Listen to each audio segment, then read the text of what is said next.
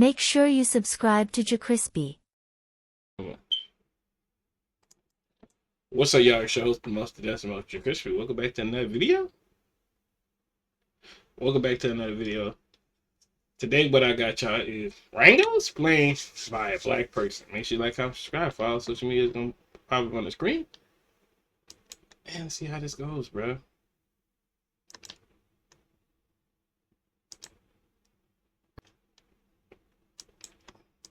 Rango, tengo que tirarme un pedo.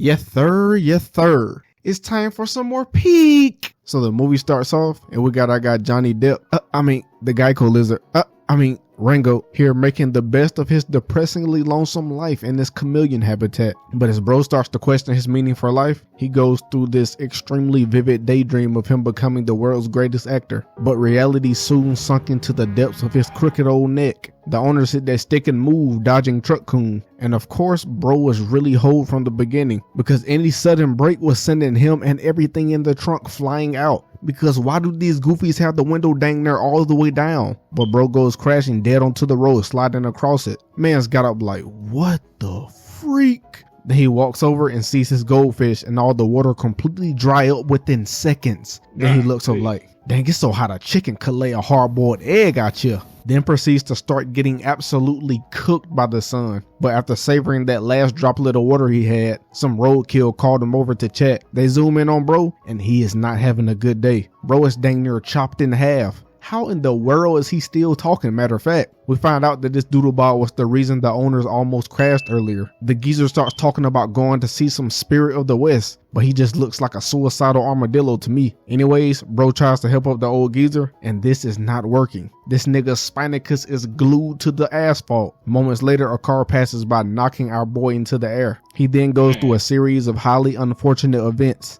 getting passed around from car to car. Rango was a good movie when I was watching it, bro. Back then, saying like watching it, I did watch it like recently, like I think like last year or some stuff.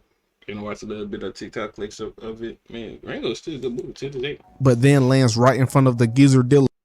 And how the freak is bro still alive? He was literally just flat as an IHOP platter just seconds ago. Bro asked the old man where he could get a swig of some H2O around these parts. Man told him to follow his shadow, or whatever that means, cause that has to be some of the worst directions I've ever heard given to someone. Man's really trying to gatekeep that swig. The water is mine.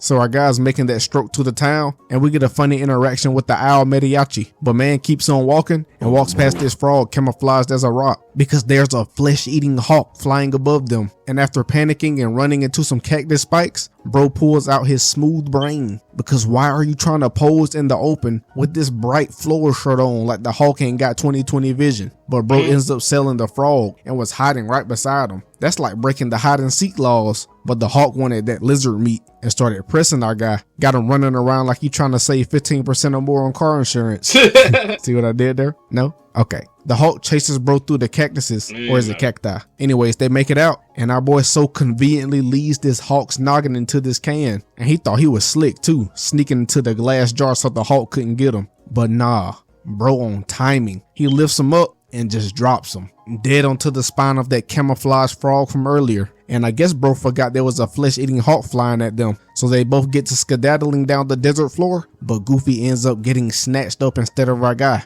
A bit later, we are now in this random dark pipe, and bro caught some Z's and started tweaking. Bro's dreams are looking too crazy, but he wakes up after drowning in his dream, but it actually was the water getting drained out the pipe. Man's tried to slurp it all up, but all he got was a sandwich combo. After scurrying around for water, he looks up dead into the barrel of a sawed-off shotty. Shawty started interrogating bro because she thought he was the source of her town drying up. But after Mans displayed a whole bunch of stupid, she realized this Goofy couldn't be the reason for it. So she takes him to town with her, but her petty tail drops him off at the edge of town. So this is the town of dirt, and we see that this town has about a population of -20. We come to find out that the water is the ultimate resource in this desert town. It's used for growing food and it's the currency. But since there's a drought, all the farmers are having to sell their land to make ends meet, and Shawty Beans is trying to make sure her farm doesn't meet that same fate. So we get to the bank, and the bank teller is about to blow a gasket because apparently he cannot give out no more credit for the city folk, and they only have about 6 days worth of reserve water for the town.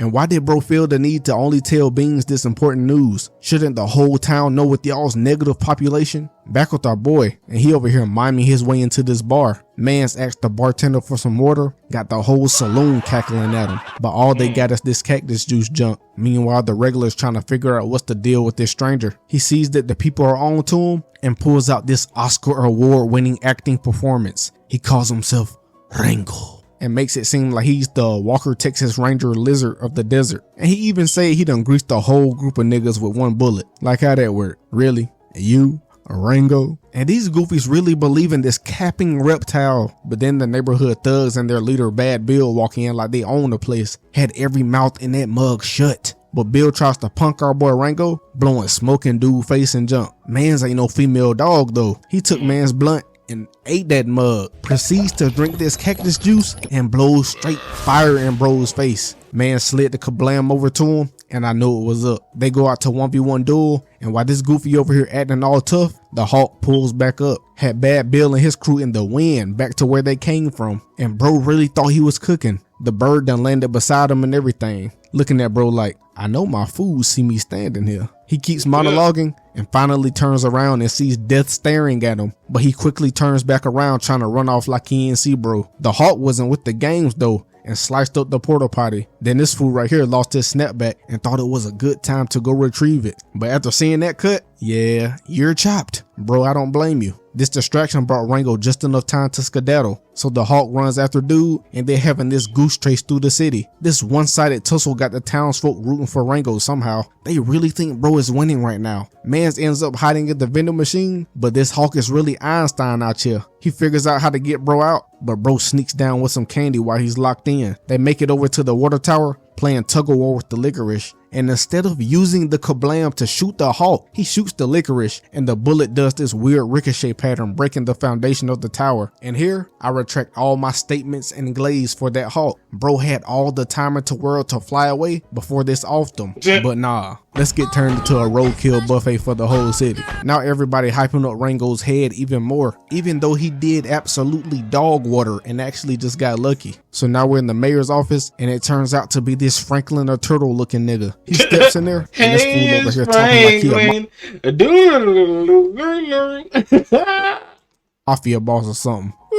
You control the water. You control all these thirsty niggas. Then mans pours himself of that aged water. And of course bro is trying to sneak some. I know he thirsty, but ends up dropping the bottle instead. And with all this water talk, how does bro just have him some good old water rations up there in the office like that? Something fishy going on. But Ugoy takes bro outside and gives him a little speech before making him the new sheriff of the city. And of course my nigga senses were tingling correctly, because we see the mayor is actually working with Bad Bill. But the bank teller is on to the mayor because bro is the only one not affected by the water shortage. So Beans goes and takes it up with Rango, the new sheriff. And he over here handing the kablam to little kids and jump. Yeah, this fool is way in over his head. But he does end up getting fitted with some fresh new sheriff drip. And now that clock struck 12, it's noon. And that means it's time for the community water drip. Everyone gathers together over here doing this dang H2O shuffle trying to get the water out. But when they turned that nozzle, not a lick of water fell out. That dookie fell straight on Rango's face. And now the city folk rioting because they are out of water. So during the commotion, Rango pulls up to say a whole bunch of nothing. What he was really trying to do was just get some swigs of water. So later that night, bro is on patrol and runs past these bandits talk about stealing from the bank. And this goofy Rango proceeds to get, you know what? Just watch. Pickaxe, Benadryl, loofah, sorted snacks, some puzzle books, and you're gonna need a permit.